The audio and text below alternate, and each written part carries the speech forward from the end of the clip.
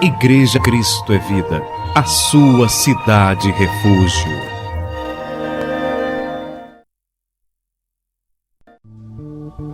E vamos ver o que é que Deus tem a falar conosco nesse último culto de 2010. O que é que Deus quer falar com a gente hoje? Vamos abrir a Bíblia em Romanos capítulo 8, versículo 5 em diante. E o tema da mensagem é: cogitar as coisas do Espírito é garantia de anos felizes. Não apenas de um ano feliz, mas de todos os anos da tua vida feliz, se você cogitar as coisas do Espírito. E diz assim o texto sagrado: porque os que se inclinam para a carne cogitam das coisas da carne, mas os que se inclinam para o Espírito, das coisas do Espírito.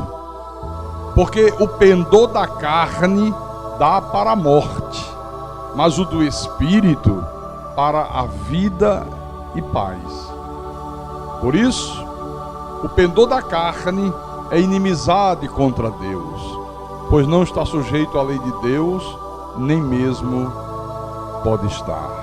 Vamos orar para que o bom Deus fale ao nosso espírito e nos faça compreender a sua verdade. Oremos ao nosso Deus agora. Às vezes calo para ouvir a voz de Deus, então medito para ouvir a sua voz. Com sutileza tocas no meu coração, e grande paz passo a sentir.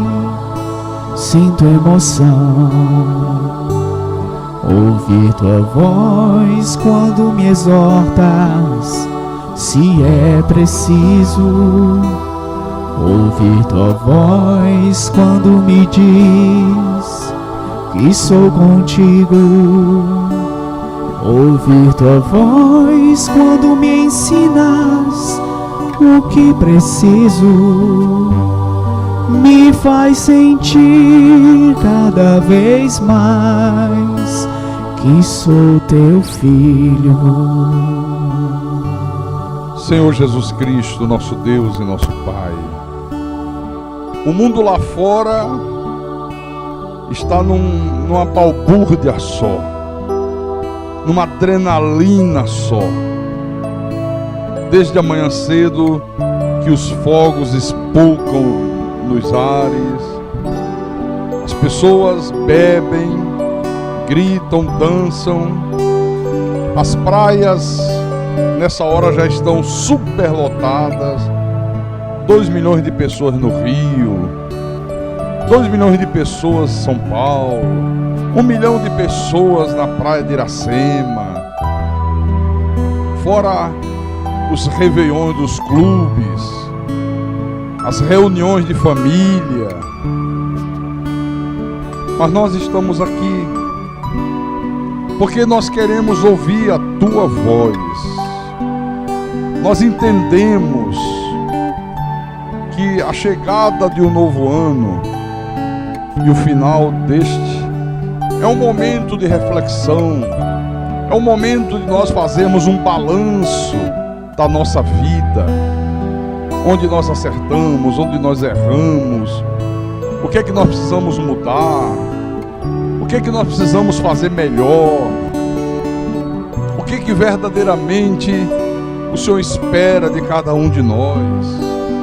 E por isso nada melhor do que ouvir a voz do Teu Espírito Santo.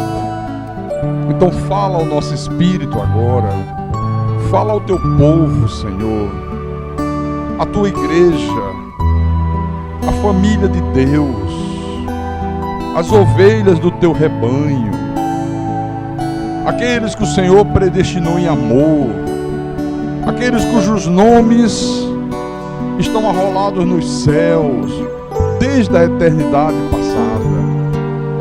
Usa-me como teu servo, como teu pastor. Dá-me a inspiração, a sabedoria, para que eu saiba proclamar a tua palavra, mas proclamar a tua palavra da maneira que o Senhor quer que ela seja proclamada. Proclamar a tua palavra com verdade. Por amor do nome de Jesus eu te peço, porque a minha suficiência, ela vem de ti, meu Deus, o Criador dos céus, o Criador da terra. Eu te peço em nome de Jesus, em nome do Senhor, e que todos que creem digam amém e amém. Diga graças a Deus. Meus irmãos amados, minhas irmãs em Cristo, eu quero fazer uma pergunta para você no início dessa minha homilia. O que está na tua mente para esse novo ano que já se aproxima? O que se passa na tua cabeça nessa hora em relação ao ano novo, em relação a 2011? Quais são os teus planos? Quais são os teus projetos? O que você espera, na verdade, alcançar nesse novo ano que já se aproxima? Pense nessa pergunta aí agora. Porque, olha, normalmente, as pessoas, elas fazem uma lista das coisas que elas almejam alcançar ao longo do ano novo. Só que, à medida que o ano vai passando, a gente percebe o quê? Que as pessoas vão colecionando frustrações. À medida que o ano vai passando, elas vão relacionando muitos insucessos, elas vão listando projetos que elas não conseguiram realizar, e se conseguiram iniciar, não conseguiram levar a bom termo, parou no meio do caminho. Às vezes a pessoa pensou em fazer um concurso público, não fez. A pessoa pensou em reformar a sua casa, não reformou a casa. Pensou em encontrar um grande amor para a sua vida, não encontrou aquele grande amor.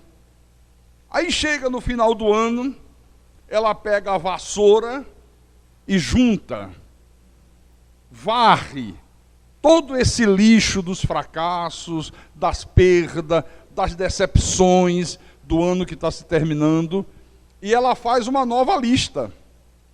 E aí ela diz assim: em 2010 eu não consegui, mas em 2011, com certeza eu vou conseguir. Com certeza eu vou chegar lá. Só que aí, ela acrescenta alguma coisa nessa lista. Ela diz: olha, tem mais algumas coisinhas que eu quero. Eu não emagreci em 2010, mas agora em 2011 eu vou emagrecer. Em 2010 eu não consegui ser promovido no meu emprego, mas agora em 2011 eu vou ser promovido. Nem que eu tenha que puxar o tapete de alguém, nem que eu tenha que jogar sujo, mas que eu vou conseguir uma promoção, eu vou. Então você vê que as pessoas, irmãos, elas pensam que o simples fato do relógio passar de meia-noite ao primeiro minuto do novo ano vai fazer com que elas conquistem coisas, vai fazer com que os sonhos se realizem, vai fazer com que aquilo que não deu certo passe a dar certo, vai fazer com que aquilo que elas não conseguiram, elas consigam. Só que aí o ano novo chega, os meses vão se passando e a vida vai tomando caminhos completamente diferentes daqueles que ela imaginou. A pessoa mirou no sol, pá, acertou na lua. Mas caramba, como é que pode? Ela desejou o azul, mandaram para ela o vermelho. Ela disse: puxa vida. Ela não entende o que aconteceu. E aí vem de novo mais um ano de frustrações. Agora você sabe por que isso acontece? Isso acontece quase que com todo mundo. Com os que estão fora da igreja e com aqueles que estão dentro da igreja. O que é mais estranho ainda. Porque acontecer com os que estão fora, tudo bem. Mas acontecer com aqueles que estão dentro, sabe por que acontece, irmão? Porque as pessoas, elas querem viver a vida completamente à margem de Deus. As pessoas, elas fazem as suas listas de prioridade, mas elas se esquecem daquela listinha da prioridade de Deus para a vida delas, que é a mais importante, que é a primordial, que é a prioritária. Elas fazem a lista das suas prioridades. O que elas querem, que alvos elas querem alcançar, o que elas querem conquistar. Mas elas esquecem da lista de Deus com as suas prioridades para a vida dela. Outra coisa, há uma tendência em todos nós de querer viver a nossa vida segundo os mandamentos impostos pela sociedade de consumo. Você sabe que nós vivemos numa sociedade consumista, né? Então, aquele consumo, aquele desejo de querer usar roupas de grife, porque a sociedade diz que quem usa roupas de grife faz parte de uma casta especial, é de um nível mais elevado. Aí a pessoa, mesmo que não seja, ela quer usar aquela roupa de grife para parecer que ela é. Aquele desejo de adquirir o celular novo, cada mês as companhias, as fábricas de celulares vão lançando novos modelos, né? E a pessoa tem um novinho que ela acabou de comprar, mas passou 30 dias, 60 dias, saiu um outro, às vezes só mudou a cor da carcaça, o cara botou lá um xizinho que o dele não tinha. Eu disse, não, eu quero comprar o novo, porque o novo agora é esse aqui, a moda agora é esse que tem um xizinho, o meu não tem x nenhum. E quando a pessoa não consegue adquirir essas coisas, ela começa a se sentir diminuída, ela começa a se sentir infeliz, ela começa a se sentir uma pessoa frustrada. Então, existe uma porção de coisas que nos são impostas pela sociedade de consumo, e o pior que eu acho é que as pessoas começam a se medir através dessas coisas. Quando elas alcançam, ficam vaidosas, ficam cheias de orgulhos, ficam na ilusão de ter alcançado um bem material, uma roupa de grife, um celular novo, o último modelo de televisão que saiu, o automóvel que ela tirou 0 quilômetro. Então, quando elas alcançam essas coisas, elas começam a ficar com aquela falsa sensação de que por ter alcançado aquela coisa, ela se tornou uma pessoa bem-sucedida. A gente que diz assim, olha, graças a Deus que eu terminei o ano de 2010, estou chegando no último dia desse ano, e eu fui pegar a minha lista de prioridades que eu fiz no finalzinho de 2009, e durante o ano de 2010 eu observei que eu consegui conquistar tudo que eu coloquei na minha lista. Aí você diz, tudo bem, posso dar uma olhadinha no que você conseguiu na tua lista aí, nesse ano de 2010, aí está lá na lista. Não faltar academia em pelo menos 5 dias na semana. Ela disse, olha, consegui. Passei o ano todinho. Olha, pelo menos 5 dias na semana eu estava lá malhando, eu estava lá cuidando do meu corpo, cuidando da minha saúde. Outra prioridadezinha que ela colocou na lista. Olha, eu coloquei que eu tinha que perder 10 quilos em 2010. Perdi os 10 quilos. Montar um negócio, conseguir montar um negócio. Fazer uma viagem no mês de junho. Fazer uma viagem no mês de dezembro. Conseguir fazer as 2 viagens. E aí, para a coisa não ficar assim muito carnal, para não ficar uma coisa muito materialista, ela colocou lá, como prioridade para 2010, ler o Novo Testamento 2 vezes no ano. Dá meu dízimo todos os meses. Ela disse, graças a Deus, consegui tudo. Olha, conquistei tudo que eu desejei conquistar nesse ano que está findando agora. Só que é interessante, né? Porque você percebe que nessa listinha que a pessoa fez, não tem lá, por exemplo, eu quero terminar o ano de 2010 tendo perdoado a todas as pessoas que me ofenderam. Eu quero terminar o ano de 2010 com meu coração completamente limpo de qualquer amargura, vazio de mágoas, vazio de ódio. Você não vê isso aí. Você não encontra isso aí. Eu não vejo a pessoa colocar nessa listinha de final de ano propósitos espirituais. Por exemplo, Senhor Jesus Cristo, olha, eu faço um propósito, eu quero nesse novo ano viver a Tua palavra em todas as áreas, em todos os dias da minha vida. Eu quero viver o Teu Evangelho da Graça, de domingo a domingo, de mês a mês, de ano a ano. Você não vê isso aqui. Olha, eu não vejo quase ninguém, irmãos, colocar lá, estabelecer como meta crescer em amor, crescer em bondade, crescer em perdão, crescer em misericórdia. Eu não vejo isso. Eu nunca vi isso.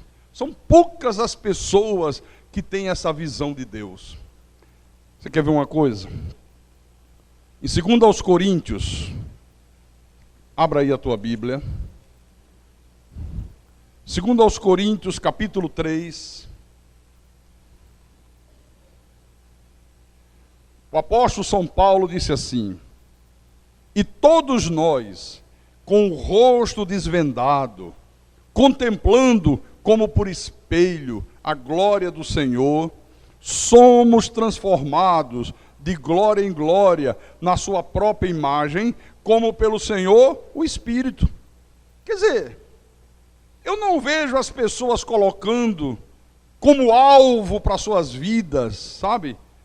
Aquilo que não é mensurável, aquilo que não é palpável, aquilo que não é medido. Eu não vejo na vida das pessoas uma preocupação de trilhar um caminho de fé em fé, de glória em glória, de graça em graça. Pelo contrário, as pessoas estão sempre querendo atingir alvos mensuráveis, alvos palpáveis, alvos que ela pode mensurar, ela pode medir, ela pode pegar, sabe? É sempre isso que eu vejo. Por quê, hein? Sabe por quê? Porque a gente gosta de terminar períodos da nossa vida dizendo: eu realizei, eu consegui, eu conquistei, sabe? Porque dá a sensação que a pessoa está muito bem, só porque ela conseguiu algumas coisas que aos olhos da sociedade aparece como se fosse uma grande vitória. Olha, fulano teve uma grande vitória esse ano, ele comprou um automóvel. Olha, fulana, olha, pensa numa bênção que ela conseguiu, comprou uma televisão de 42 polegadas Full HD. Não é assim que normalmente acontece? Eu consegui comprar, eu consegui, sabe? Aí soa como se fosse uma grande vitória. Então por isso que eu pergunto, o que tem se passado na tua cabeça para esse ano de 2011, que já está aí batendo as portas? O que você tem na tua mente? O que você tem planejado? O que você tem pensado? O que você tem projetado para esse novo ano que se aproxima? Quais são as tuas metas? Quais são os teus alvos? Olha, Jesus ensinou aqui na sua palavra que nós devemos procurar ter coisas na nossa vida que não são palpáveis, que não são mensuráveis, coisas que não se acabam nunca, coisas que são eternas, né? Que são infinitas. Porque são essas coisas que geram a verdadeira felicidade. São essas coisas que vai fazer de você uma pessoa vitoriosa, uma pessoa feliz, uma pessoa bem-aventurada, uma pessoa bem-sucedida. Deixa eu mostrar aqui como ele ensinou isso. Mateus capítulo 6. Mateus capítulo 6, versículo 19 e 20. O Senhor Jesus disse assim: não acumuleis para vós outros tesouros sobre a terra, onde a traça e a ferrugem corroem, e onde ladrões escavam e roubam. Mas ajuntai para vós outros tesouros no céu, onde nem traça nem ferrugem corrói, e onde ladrões não escavam nem roubam. Mais adiante, no versículo 25, ele foi ainda mais fundo na história. E disse assim: Por isso vos digo, não andeis ansiosos pela vossa vida, quanto ao que haver de comer ou beber, nem pelo vosso corpo, quanto ao que haver de vestir. Não é a vida mais do que o alimento, e o corpo mais do que as vestes? Observai as aves do céu, não semeiam, não colhem, não ajuntam em celeiro, não bota lá dinheiro na caderneta de poupança para garantir o amanhã, não guarda comida na despensa para ter garantido o pão nosso do dia seguinte. Contudo, vosso Pai Celeste as sustenta. Porventura, não valeis vós muito mais do que as aves? Qual de vocês, por ansioso que esteja, pode acrescentar um côvado ao curso da sua vida? Qual de vocês, que por mais ansioso que esteja, pode acrescentar um dia a mais na tua existência? Quem pode? Ninguém pode. E por que andais ansiosos quanto ao vestuário? Considerai como crescem os lírios do campo. Eles não trabalham nem fiam. Eu, contudo, vos afirmo que nem Salomão, em toda a sua glória, se vestiu como qualquer deles. Ora, se Deus veste assim a erva do campo, que hoje existe e amanhã é lançada no forno, quanto mais a vós outros, homens de pequena fé. Portanto, não vos inquieteis dizendo que comeremos, que beberemos, ou com que nos vestiremos, porque os gentios, os pagãos, os ímpios, os filhos do diabo, é que procuram todas estas coisas, pois vosso Pai Celeste sabe que necessitai de todas elas. Buscai, pois, em primeiro lugar, o seu reino e a sua justiça, e todas estas coisas vos serão acrescentadas. Portanto, não vos inquieteis com o dia de amanhã, pois o amanhã trará os seus cuidados. Basta ao dia o seu próprio mal. Olha só. A pessoa que tiver juízo, a pessoa que tiver bom senso, ela vai fazer isso aqui. Buscar em primeiro lugar o seu reino e a sua justiça, na certeza de que Deus vai acrescentar o que ela precisa comer, o que ela precisa beber, o que ela precisa vestir.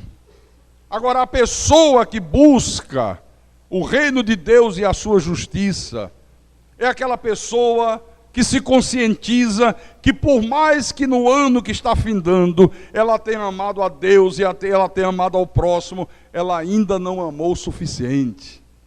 Ela ainda não amou o suficiente que ela deveria amar. Por mais que ela tenha paz, ela está consciente que ela não alcançou ainda a plenitude da paz. Por mais paciente que ela tenha sido ao longo desse ano que termina, ela tem consciência que ainda não foi testada na sua paciência total. Por mais que a pessoa tenha sido longânima, ao longo dos 365 dias que termina hoje, ela sabe que ainda não foi exigida nos limites da sua longanimidade, que ainda vão vir muitas coisas mais pesadas do que a que ela enfrentou para que ela exerça a sua longanimidade nos extremos. Por mais o domínio próprio que ela tenha exercido ao longo desse ano, ela sabe, ela tem consciência que ela ainda não exerceu esse domínio próprio até as últimas consequências. Essa é a pessoa que está buscando, em primeiro lugar, o reino de Deus e a sua justiça. Ela sabe que ela tem sempre que crescer, ela tem sempre que melhorar, ela tem sempre que avançar. Então tudo isto, irmão, faz parte da lista de prioridade de Deus para a nossa vida. É o fruto do Espírito Santo, sabe, brotando na minha vida de uma forma abundante. É o caráter de Deus se manifestando no meu dia a dia. É o caráter de Deus se manifestando no meu relacionamento com a minha mulher, no meu relacionamento com meus filhos, no meu relacionamento com os irmãos da igreja, no meu trabalho, com meus vizinhos, com meus amigos. É a minha maneira de se comportar na hora que eu estou no momento de lazer. Olha, o caráter de Deus tem que se manifestar na tua vida em nome do Senhor Jesus Cristo. Diga glória a Deus por isso. Então, quando eu busco as coisas lá do alto, olha, Deus vai acrescentar à minha vida o que comer, o que beber e o que vestir. Se Ele quiser acrescentar alguma coisa além disso, Ele vai decidir isso soberanamente. Pastor, mas além de beber, comer e vestir, eu queria ter uma mansão, uma casa com uma piscina. Olha, isso aí é problema de Deus. Se Deus quiser que você tenha, você vai ter. Se Deus não quiser que você não tenha, você também não vai ter. Amém? Agora veja, se eu negligenciar essa lista de prioridade de Deus, se eu não der importância ao buscar em primeiro lugar o seu reino e a sua justiça, o que vai me suceder é aquilo que vem sucedendo na vida de muita gente. Vai continuar a mesma rotina, a mesma amargura, a mesma insatisfação, o mesmo desgosto. Não é isso que você ouve da maioria das pessoas quando chega essa época? Só amargura, só desgosto, só frustrações. Ah, esse ano não foi bom. Olha, eu faço votos que o ano novo traga novos ventos, que as coisas mudem, né? Que venham novos horizontes, que as portas se abram, que surjam novas oportunidades, que eu possa realizar os meus sonhos que eu não realizei nesse ano que está findando. Você sabe o que é que o apóstolo Paulo falou? Em 1 Coríntios, primeira epístola de Paulo à igreja dos Coríntios, capítulo 15, versículo 19. 1 Coríntios, capítulo 15, versículo 19. Paulo disse assim à igreja: se a nossa esperança em Cristo se limita apenas a esta vida, somos os mais infelizes de todos os homens. Se a nossa esperança em Cristo se limita apenas às coisas materiais, apenas a ter condições de comprar uma roupa, ter condições de comprar um celular da moda, ter condições de trocar a mobília de casa, ter condições de comprar um automóvel, ter condições disso, ter condições daquilo, ele disse: olha, somos os mais infelizes de todos os homens. Então, é preciso, irmãos, ter essa prioridade de Deus na nossa vida. Buscar em primeiro lugar o seu reino e a sua justiça. E a partir daí, nós passamos a viver a nossa vida da maneira mais eficaz que possa. Mais eficaz possível. Eu vou vivendo a vida, sabendo que a prioridade que Deus exige de mim, de buscar o seu reino e a sua justiça, ela só vai se encerrar quando eu me tornar semelhante a Jesus, quando eu morrer, quando eu receber um corpo de glória, quando a ressurreição me alcançar, aí essa prioridade encerra. Mas até lá, eu tenho que diariamente ter o cuidado absoluto de não me conformar com este século, de renovar a minha mente dia após dia, hora após hora, porque somente assim é que eu vou experimentar a boa, agradável e perfeita vontade de Deus. Amém, irmãos? Aí alguém pode perguntar: pastor, quer dizer então que eu vou viver a minha vida só vindo aos cultos da igreja, só para ler a Bíblia, orando, meditando? E os meus afazeres, pastor? Quer dizer que eu não vou mais trabalhar, não vou mais correr atrás do prejuízo, eu não vou mais correr atrás dos meus sonhos, eu não vou mais correr atrás dos meus projetos de vida? Calma.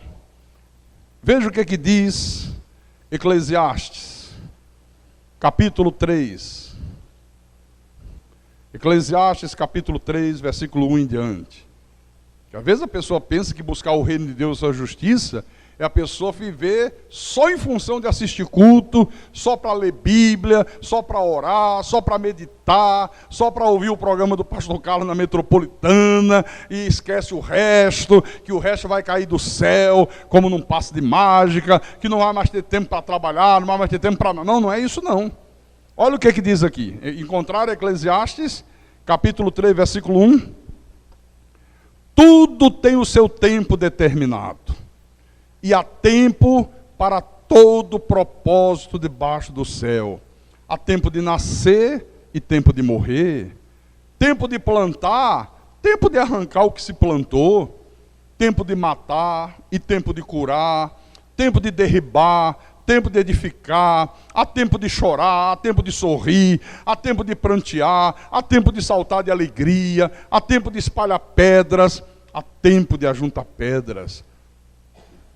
Tempo de abraçar e tempo de afastar-se de abraçar.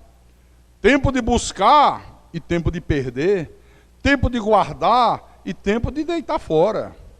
No versículo 7. Tempo de rasgar e tempo de coser, tempo de costurar, não é? Tempo de estar calado e tempo de falar.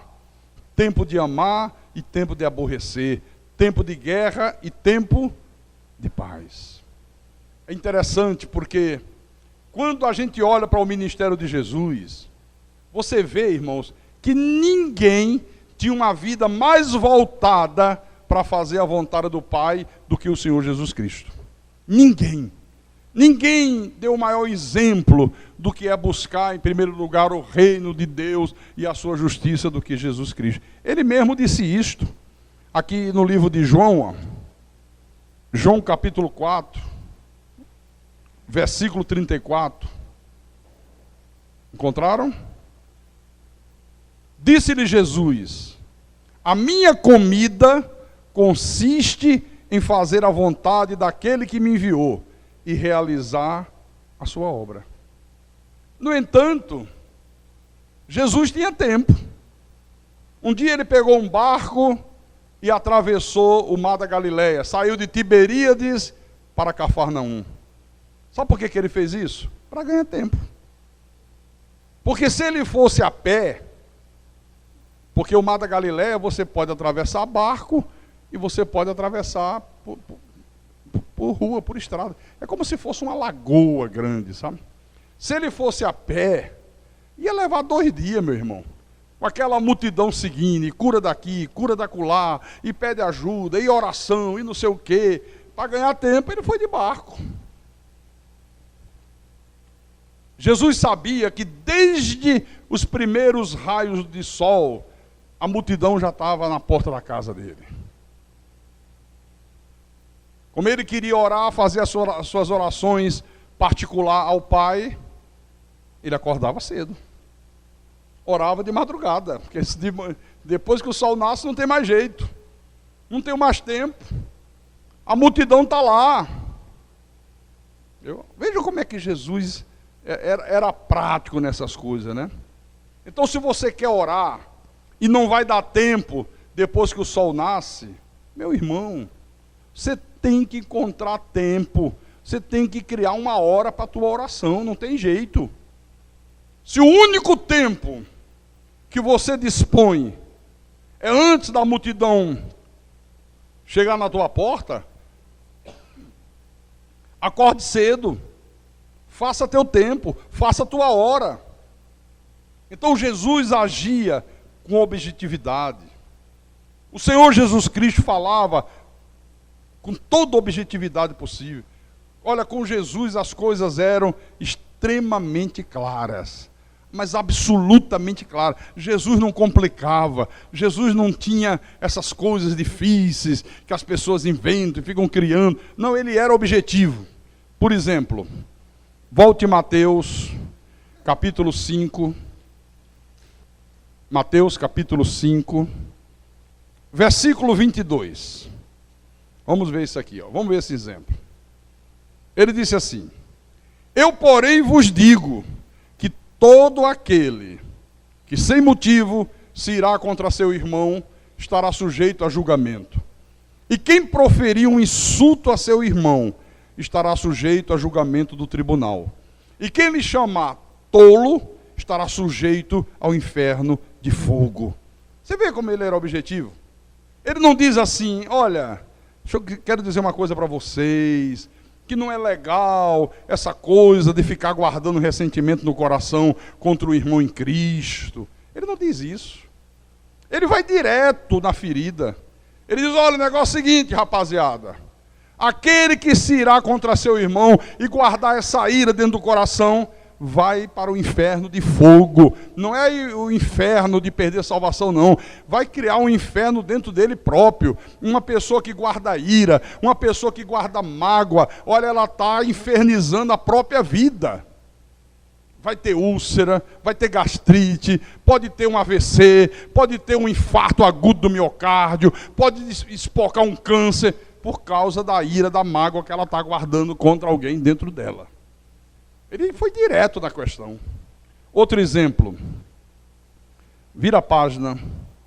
Capítulo 7 de Mateus, versículo 6. Agora ele diz, não deis aos cães o que é santo, nem lancei ante os porcos as vossas pérolas, para que não as pise com os pés, e voltando-se, vos dilacerem.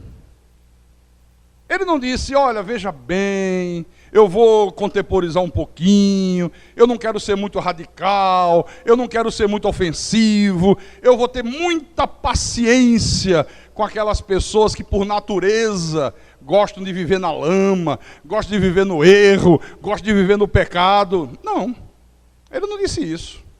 Ele disse direto, não dê o que é santo aos cães. Não lance as vossas pérolas aos porcos. Quer dizer, uma coisa nítida, uma coisa clara, uma coisa objetiva. Aqui não há lugar para dúvida, aqui não há lugar para ficar, o que será que ele quis dizer? O que será que ele quis dizer? Não. Aqui ele foi objetivo. Ou você vem ou você não vem, rapaz. Ou você crê ou você não crê. Ou você é de Deus ou é você do diabo. Acabou a história. Não tem meio termo. Quando Jesus decide ir para Jerusalém, olha, ele foi para Jerusalém decidido. Ele foi para Jerusalém sabendo de todos os riscos que ele ia ter que enfrentar na cidade de Jerusalém. Estava estampado na testa de Jesus a prioridade de Deus, que a prioridade de Deus é que ele fosse para Jerusalém. E ele foi. Tem até uma coisa interessante, em Mateus capítulo 9,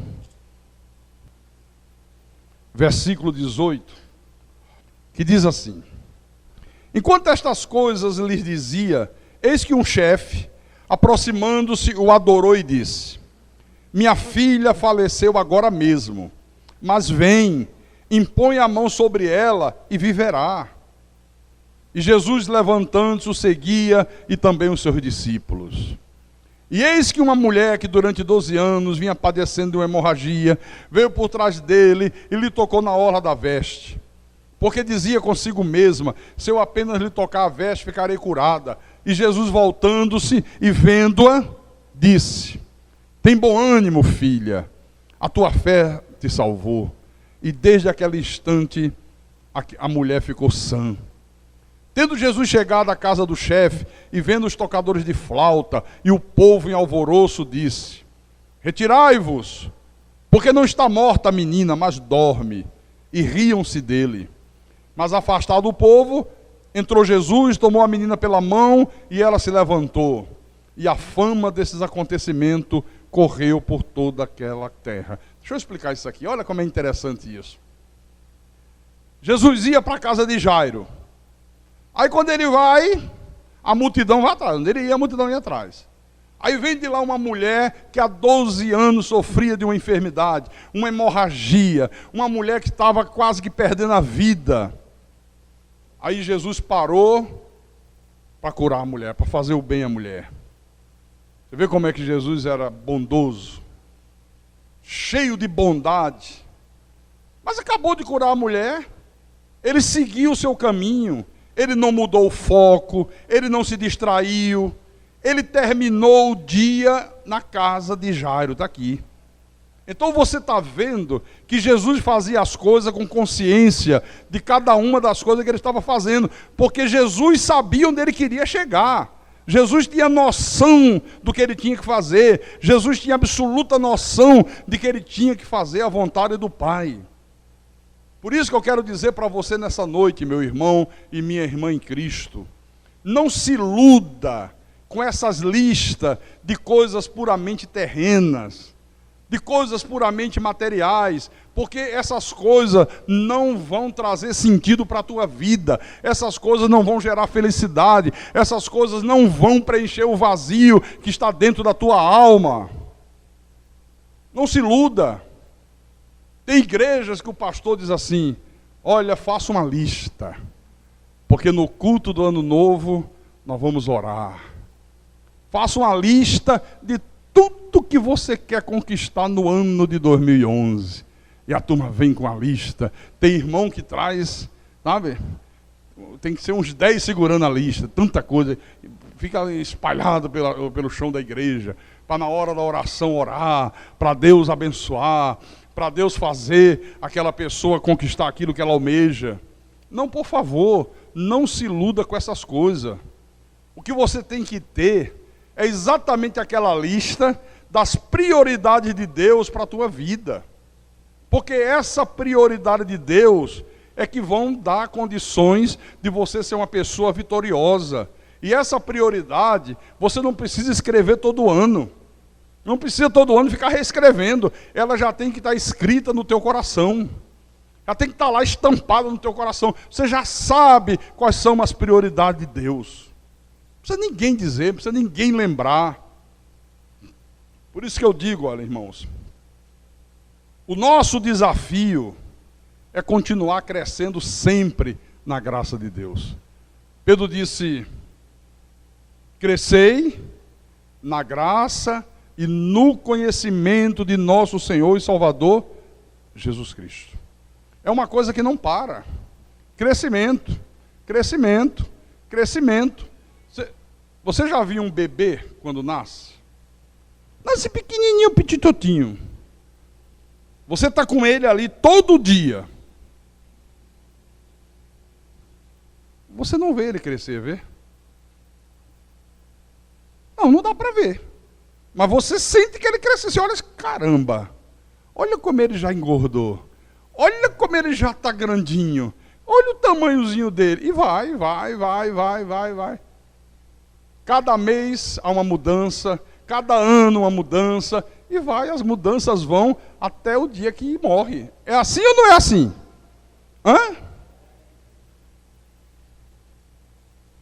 Então o nosso alvo, a nossa meta é crescer sempre.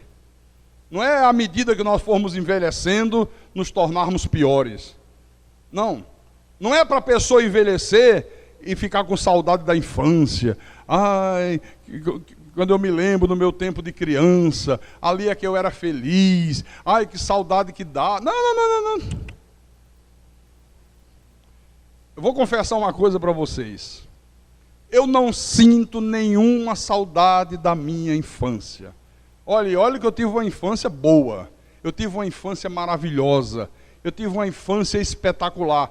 Mas eu não queria trocar nada nesse mundo para voltar à minha infância. Mas não queria mesmo. Não queria de jeito nenhum. A minha juventude já não foi tão boa. Não, a minha juventude foi ruim. Eu quase me tornei um alcoólatra. Porque bebia todo dia. Acabava o trabalho, sentava com os colegas de copo.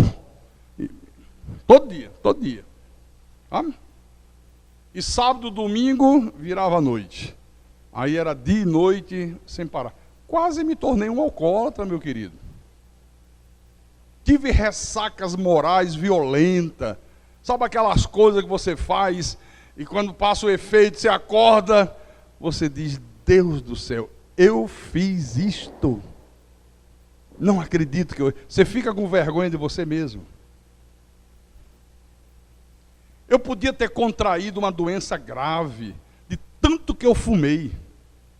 Eu podia ter ficado paraplégico, tetraplégico, de tantas vezes que eu bati o automóvel sob efeito do álcool. Podia ter ficado, ou não podia? Podia. Então eu vou querer voltar para um negócio desse? Eu vou sentir saudade da minha juventude?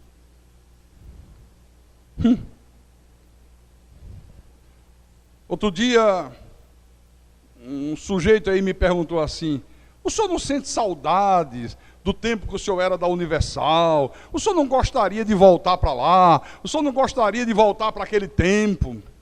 Quer dizer, só um louco faz uma pergunta dessa.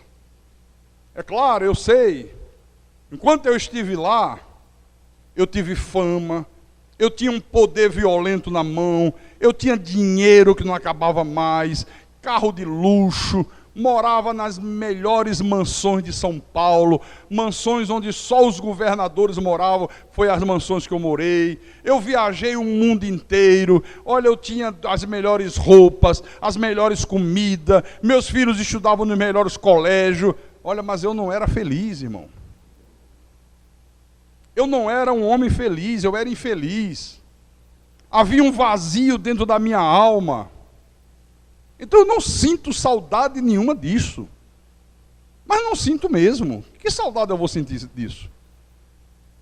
Não é, o Sebastião? Não sinto mesmo.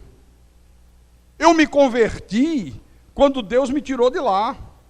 Aí veio o Senhor dos Exércitos, o Senhor Jesus Cristo, o único e soberano Deus. Ele me revelou a sua verdade, Ele me revelou esse evangelho da graça de Deus, e foi a partir daí que eu passei a ter vida de verdade.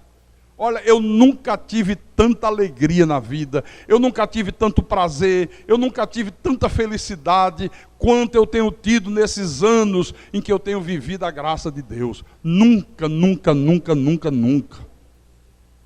Por isso eu digo que eu não acredito que os melhores dias da minha vida estão lá no passado. Na minha infância, na minha juventude, não, mas não mesmo. Eu acredito de todo o meu coração que os melhores dias da minha vida estão lá na frente, no futuro, querido. O melhor de Deus ainda está por vir. Deus ainda tem muitas coisas a fazer na minha vida. Deus ainda tem muitas coisas a mudar em mim, a me lapidar, a me tornar uma pessoa ainda melhor. Deus ainda tem muita revelação a me dar para que eu possa edificar vocês, para que eu possa dar instruções a vocês, para que eu possa levar vocês a ter o pleno conhecimento da verdade sagrada. Muita coisa.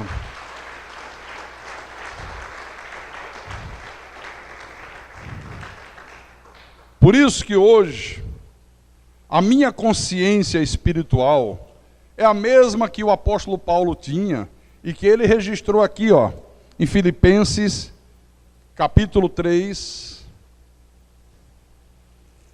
versículo 12. Paulo diz assim: não que eu tenha já recebido, ou tenha já obtido a perfeição, mas prossigo para conquistar aquilo para o que também fui conquistado por Cristo Jesus. Olha, essa é a minha consciência. Eu não me considero perfeito. Eu não acho que eu já tenha recebido tudo que eu tinha que receber de Deus. Eu não acho que eu já tenha obtido tudo que eu tinha que obter. Não, absolutamente não. Eu prossigo para conquistar aquilo para o qual eu também fui conquistado por Cristo Jesus. Conquistar com dores, sem dúvida nenhuma. Com sofrimento, com aflições, porque eu tenho consciência que eu estou vivendo num mundo que jaz no maligno. Eu tenho consciência que eu estou participando de uma batalha entre a luz e as trevas, entre a verdade e a mentira, entre os ministros de Deus e os ministros de Satanás. E nessa batalha, meu irmão, que a gente participa dela todos os dias, até o dia da nossa morte física, olha, nessa batalha tem problemas financeiros, tem injustiça, tem traições, tem calúnia, tem difamações, nessa batalha tem a serpente, nessa batalha tem Caim, nessa batalha tem Judas, tem Sambalate, tem Tobias, tem Golias, tem Alexandre o Latueiro, tem Márcio. Tem um monte de gente que é do diabo e procura se apresentar como sendo de Deus para causar danos à igreja, para causar danos ao povo de Deus. Então eu tenho consciência disso. Prossigo para conquistar. Prossigo para conquistar. Então, irmãos amados, tenha teus planos, tenha os teus projetos, vá vivendo cada dia desse novo ano, sem se inquietar com o dia de amanhã, mas sem permitir também que os teus projetos venham a interferir na prioridade de Deus para a tua vida. Não permita que os teus planos, não permita que os teus projetos interfiram nessa coisa de buscar em primeiro lugar o reino de Deus e a sua justiça. Não permita que nada interfira na tua comunhão com Deus, na tua frequência aos cultos. Não permita que nada interfira nessa coisa de você crescer cada dia mais na graça e no conhecimento de nosso Senhor e Salvador Jesus Cristo. Amém? Eu estou dizendo isso porque eu tenho visto que sai ano, entra ano, e as pessoas estão aí, fazendo essas listinhas idiotas, apenas para que o ano venha, passem os meses, e elas vão se frustrando, elas vão ficando cada vez mais desgostosas, elas não conseguem realizar aquilo que elas listaram, e continua um vazio tremendo dentro delas, e cada vez que passa, elas ficam mais decepcionadas, e às vezes até decepcionadas com o próprio Deus. É isso que eu tenho visto. As pessoas, elas não colocam a prioridade de Deus no dia a dia da vida, elas colocam como prioridade aquilo que elas não têm nenhum poder para realizar, mas elas colocam lá. Por exemplo, quem aqui tem poder para decidir que nesse ano de 2011 que se aproxima, estou falando para os solteiros, as moças e os rapazes, vai encontrar alguém que a pessoa vai amar muito e também vai ser muito amada por esse alguém. Quem tem poder para isso? Ninguém. E se esse poder está na tua mão, por que você não exerceu então nesse ano que passou? Ninguém tem esse poder. Por isso eu digo, puxa vida, por que as pessoas, irmãos, elas gostam tanto de ficarem tentando alcançar uma coisa que elas não têm poder para alcançar aquilo, mas elas gostam disso.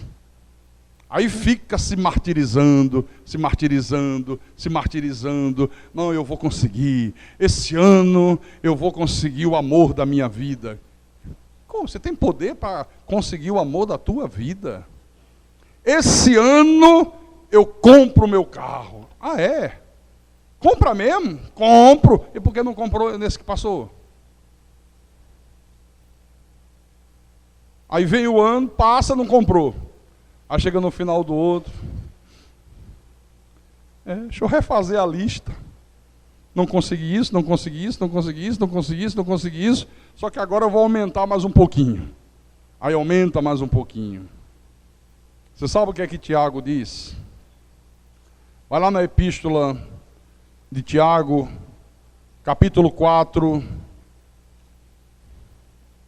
versículo 13 em diante.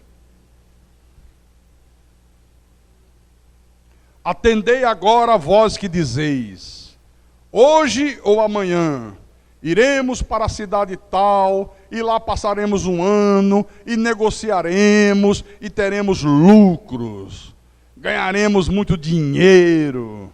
Ele poderia dizer, atendei agora vós que dizeis, esse ano que vem eu vou casar, esse ano que vem eu vou arranjar um emprego de engenheiro. Aí chega no final do ano, o cara está trabalhando de vendedor. É engenheiro, tem diploma, mas não arranjou emprego. Mas ele disse que ia arranjar. Ele decretou que ia arranjar. Olha, esse ano eu monto o meu negócio. Ah, meu irmão, pode ter certeza, não tem para ninguém. Esse ano não passa dele. Olha o que é que ele diz. Vós não sabeis o que sucederá amanhã. Você não sabe nem o que é que vai suceder daqui a meia hora. Daqui a meia hora você pode cair duro aí com infarto. Ou eu. Ou não pode. De repente você pode sentir uma dor. Corre, socorre, chega no médico, faz uma tomografia e diz, olha, um tumor maligno desse tamanho. E acabou a história. Ou não pode. Tem gente dizendo, ai meu Deus, por quê? Pode acontecer comigo, com você. Ou você acha que porque é de Deus não pode ter câncer?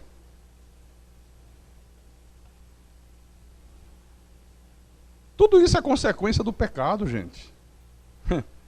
A gente só vai se ver livre disso quando nós tivermos um corpo glorificado. Aqui, ó. Vós não sabeis o que sucederá amanhã. Como é que você está determinando o que vai fazer daqui a não sei quantos meses? Que é a vossa vida.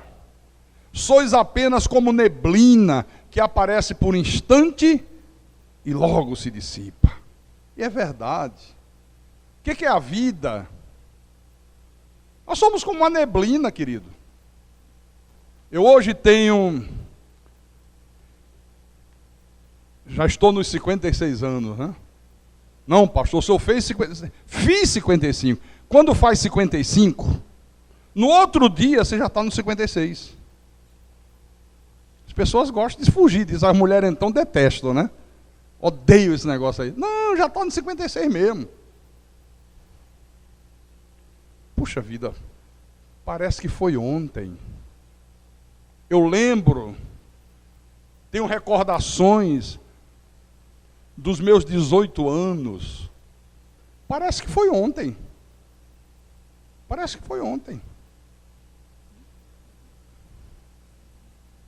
Se você viveu 80 anos, o que representa 80 anos, hein? Nada. Nada. Olha, 2012 vai ter Olimpíada no Brasil. O Brasil vai ser a sede dos Jogos Olímpicos. Em 2014, a Copa do Mundo. Faltam 4 anos. Será que a gente está lá? Será que nós vamos assistir a Olimpíada? Será que a gente vai estar vivo aqui para assistir Copa? Quem garante isso? Por isso que ele diz que é a vida. Vocês não sabem o que será amanhã. Vocês são apenas como neblina. Aparece por um instante, logo vai embora, se dissipa. Passa voando.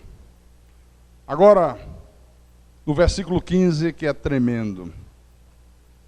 Ele diz, em vez disso, vocês deviam dizer, se o Senhor quiser, se for da vontade dEle, não só viveremos, como também faremos isto ou aquilo. E é isto que as pessoas não dizem. É isso que as pessoas não fazem. As pessoas querem elas mesmas determinarem o seu destino. Elas querem brincar de Deus. Elas pensam que a vida é um passe de mágica. 31 de dezembro de 2010. Ah, Jesus, eu não vejo a hora que acabe. Eu não vejo a hora que o relógio marque meia-noite, porque 2010 foi uma porcaria. Ai, quando passar vou sentir um alívio. Ué, o que é que vai mudar? Só porque o relógio vai mudar, você vai sentir alívio, as coisas vão mudar, as coisas vão se tornar diferentes. Você está redondamente enganado. Se você não estiver buscando em primeiro lugar o reino de Deus e a sua justiça, olha, vai mudar o relógio, vai passar 2011 inteirinho. Quando chegar no dia 31 de dezembro de 2011, você vai estar na mesma cantinela. Ai, eu não vejo a hora que acabe. Ai, anda logo o relógio, vai logo para meia-noite, que eu não aguento mais 2011. Eu agora quero 2012. E não muda nada. Não muda. Por que não muda? Porque o Senhor disse: buscai, pois, em primeiro lugar, o reino de Deus e a sua justiça, e todas essas coisas serão acrescentadas a vocês. E aí Deus vai acrescentando, como Ele acrescenta para os passarinhos. Olhe para os pássaros. Vocês estão vendo os passarinhos voando? Estou. Você já viu um passarinho guardando economia na Caixa Econômica Federal? Na poupança? Não, é bom guardar. Não estou dizendo que seja errado guardar, não. Mas não faça disso o motivo da tua segurança para o teu futuro. Dinheiro na poupança não garante futuro de ninguém. Você já viu o passarinho dizendo: agora eu estou feliz, agora eu estou tranquilão? Imagina o bem-te-vi, né? Ou o canário belga. Ô canarinho, o que é que houve? Estou feliz, comprei minha casa própria. Ah, agora estou seguro. Você já viu isso? Não.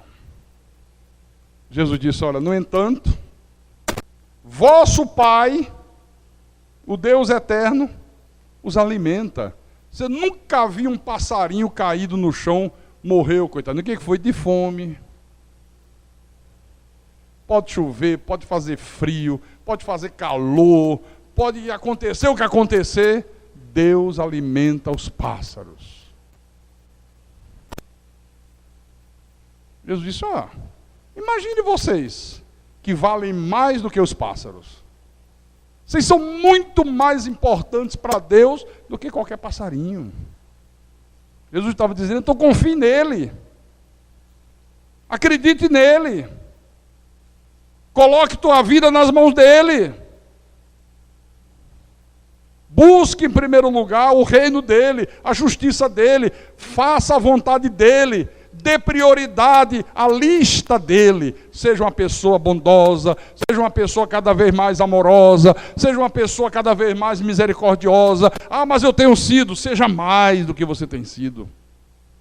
Seja mais pacificador, seja mais perdoador, seja mais honesto do que você tem sido. Isso é que é buscar o reino. Apresente o fruto do Espírito.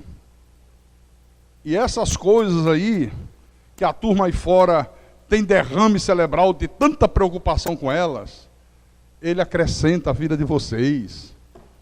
Não precisa perder o sono. Não precisa ter um infarto agudo do miocárdio de preocupação. Ai, meu Deus, como é que vai ser? Ai, como é que não vai ser? O que é que eu faço? Ai, Jesus, e vai vencer o meu aluguel. E se a mulher pedir o dobro do aluguel? Vou ficar na rua? Vai ficar nada. Deus já tem um lugar certo para você. Fica tranquilo. Acredite nisso, irmão. Nada de fazer listinhas idiotas. É que eu quero isso, eu pretendo aquilo outro. Não. Pastor, quer dizer, eu não posso ter planos. Eu tenho planos de me casar, né? Você tem plano de se casar? Tem. Já tem a noiva? Tenho. Pastor, eu estou pretendendo casar no ano que vem. Tem algum problema? Não, mas diga assim: Senhor, eu pretendo me casar no ano que vem, se for da tua vontade. Se for do teu agrado, que eu me case. Se não for, não me case. Espero o tempo que for necessário e que o Senhor determine. Acabou a história. Deus quer o melhor para a tua vida, irmão. Olha, confia em Deus, porque Deus sabe fazer tudo direitinho. Tudo direitinho. Não precisa da tua ajuda nem da minha. A única coisa que Deus requer é que a gente busque em primeiro lugar o seu reino e a sua justiça. Amém? Amém, irmão? Pastor, eu cheguei hoje aqui, pastor. Uma lista desse tamanho aqui na minha cabeça. Ó. Ai, pastor, eu já tinha determinado tantas coisas. Graças a Deus que Deus falou comigo agora para eu não cometer essa insensatez. Perfeitamente. Para isso Deus te trouxe aqui hoje. Para você não cometer a insensatez que 99% das pessoas cometem. Tanto as que estão fora das igrejas, quanto as que estão dentro das igrejas. Nós que somos da graça de Deus, não podemos cometer esse tipo de insensatez. Amém? Amém, irmãos? Nós não andamos ansiosos pelo dia de amanhã. Não andeis ansiosos pelo dia de amanhã.